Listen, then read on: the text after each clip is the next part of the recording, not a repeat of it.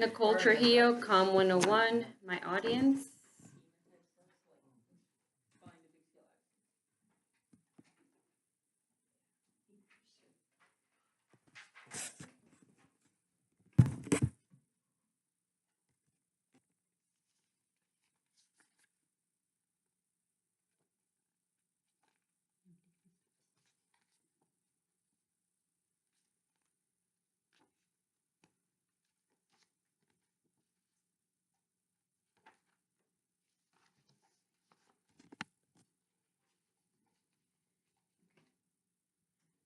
So today I'm going to start off by telling a story. A parent asked their child as they come home from school one day a question that probably parents all across the world ask their children. How was your day? And what did you learn today? With this child's upcoming week consisting of statewide testing all week, which was strongly enforced by their teacher, the child's answer was really disturbing. We did nothing today, Mom. The teacher told us to grab a book of our liking, put our head down, and read, and write in our journal if we wanted. We didn't go over any of the math lessons that we needed to be prepared for next week's testing because an incident broke out during class involving many of the students. So she spent most of the day speaking to each student privately, which took up most of the day. After that, each student was called down to the office individually, one by one.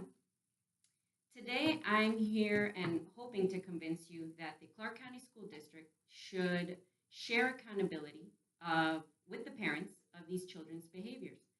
There are undeserving students there that are indirectly being affected by this disruption. The story that I mentioned earlier is actually one of my own personal experience. My daughter's 6+ years in this district thus far has often brought her to a situation where her learning experience has been less than subpar. And it isn't because of the quality of teachers that we have. It's because of what these teachers have to go through on a daily basis with these disruptive students. So today I hope to speak to everybody. I'm going to speak to everybody about the effects of these behaviors, the effects of the behavior that these students have, and how essentially teachers are backed into a wall. I'm going to lay my proposed plan to remedy the problem, and that will help, hopefully, to begin to solve the problem without much more effort or work from the school district's part than what they're already doing for this problem area. The majority of the focus is on school staff with handling behavioral problems and handling them correctly, and that the students' rights are not being infringed upon. But reality is that moral guidance and learned behavior, the majority, if not all of the responsibility, lies on the parents, not anybody else. Disruptions that are not serious enough to cause parent-teacher conferences often are not communicated to parents. And although they're called minimal incidents or minor disruptions, these are major disruptions for the learning process for a lot of the students in the class. Many students don't learn as easily as others, and so they're at a huge disadvantage when these situations do occur.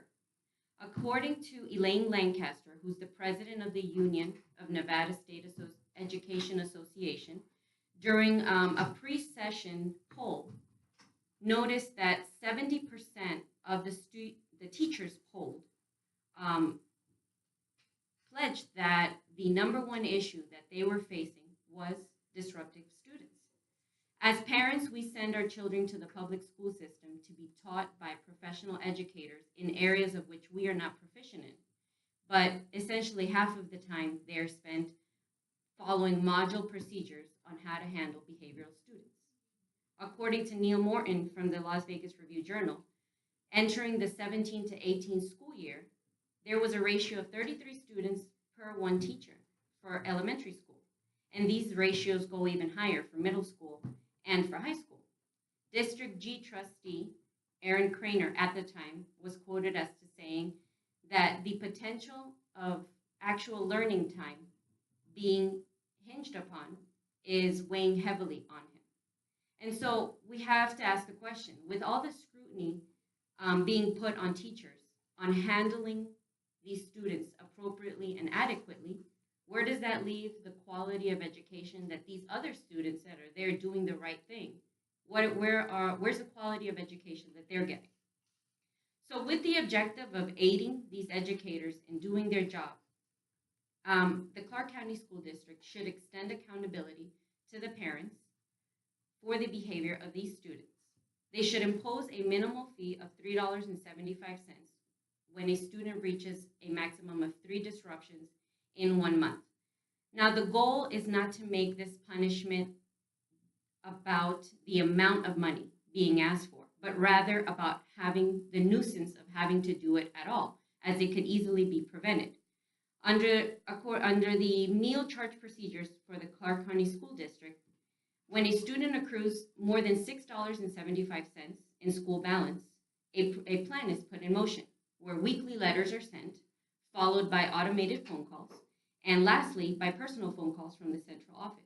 In my proposed plan, I would suggest something similar. Weekly fine notices, and if and when these fines are not paid, they will be followed by phone calls, both automated and from live people. Whenever lines of communication are added between parents and school staff, the outcome is always positive. It'll take into account those cases where there's a lack of interest from the parents or a lack of time from the parents. And it will at least initiate a dialogue between the students and the parents.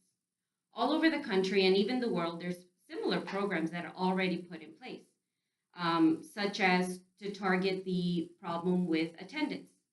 The implementation of all these programs and the continuation of the programs speaks to the success of this methodology. According to The Guardian, who sifted through the education laws of more than of the 50 states, they noted that 40 of the states have a similar program and fine parents, habitual truant offenders, fines of anywhere from $20 to $1,500. They impose court fees or short-term imprisonment.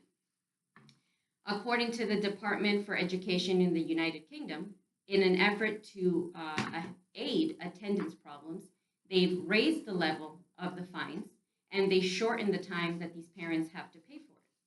And so some may say it's unfair to tax these parents who may be going through financial problems as it is. But who's to say that the time that they're taking away from both these students and these teachers is any less worthy than when a student damages property on a school bus and they're fined? So others may also say that this type of problem won't fix all problems. And while it won't fix or deter all students from misbehaving, if at least one student it'll benefit if at least one student comes home and dialogue is initiated and at home, it'll subsequently deter them from behaving that way in the future. So practically speaking, my proposed remedy won't take any more time than what the school district is already doing to fix this problem. The monetary aspect of it is low enough to be affordable, but enough for it to be a nuisance and create dialogue between parents and children. In 2013, the Clark County School District, they sponsored a program essentially to help parents raise children. These sessions were divided into 2-hour weekly sessions. And so the time and effort that it took to create these workshops and create these videos and create these sessions shows that the Clark County School District has a strong desire for parents to be positively involved with their students. And so in comparison to programs like that, the implementation of my proposal, the time it would take would be very minimal. According to a survey done by T. Rowe Price, an asset management firm, the average parent spends about $422 on a holiday wish list for kids. In comparison to that, $3.75 is minimal, and probably it'll have more of a long-lasting effect than any toy could ever have. So we have seen how disastrous the effects of these behaviored students have on teachers who sought out to do something positive and to teach well. And we see the effects that they have on students that are there to learn and want to learn and are unable to do it. We see how effortless this plan can be, and in comparison to other things that are already in motion, it doesn't take much more time.